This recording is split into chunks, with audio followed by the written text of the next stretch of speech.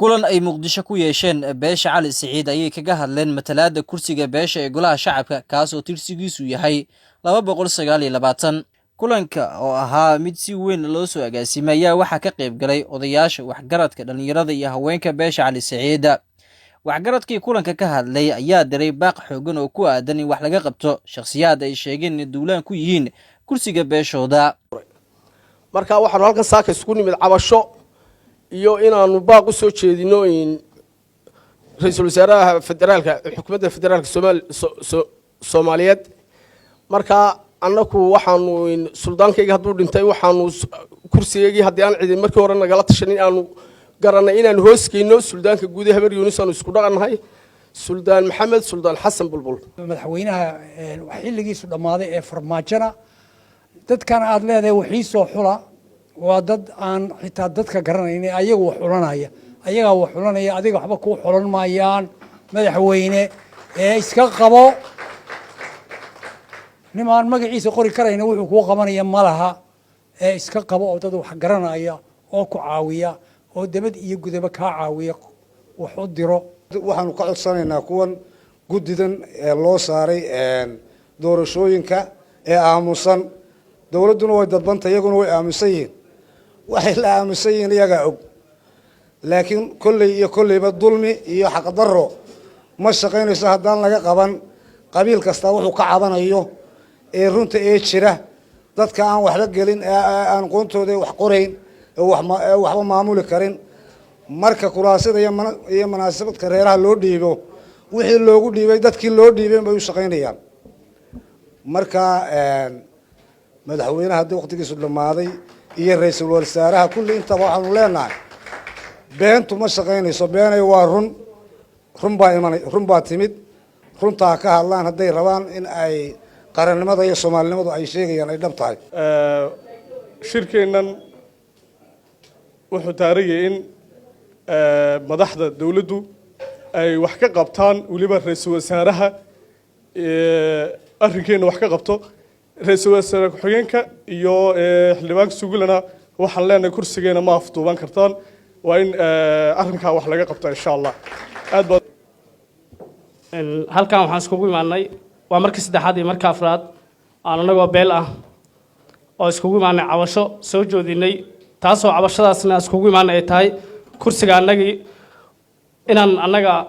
baahida anada aan ka hadli lahayn inuu afduuban yahay taas ayadana waxaan cabashadana u soo joodinaynaa ra'iisul wasaaraha dalka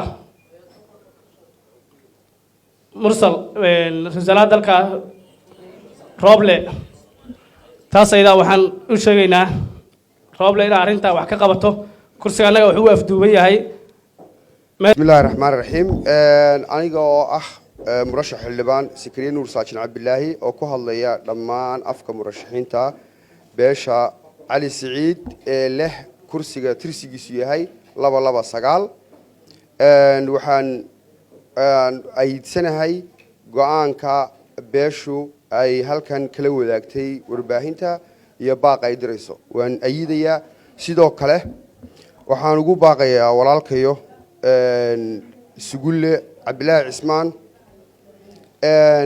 reerka wuxuu yeeshay 10 shirkan waxaan maleeyay hadaanu kii 11aad ahayn 10 shir oo hore uu yeeshay dhammaan murashaxiinta kursigan hungurigu ka hayo hanka siyaasiga leh way soo fadhiisteen walaalo waxaanu ka codsanaynaa kursiga reer baaska leh rabbi baana haya kursigaagu gedama yaalo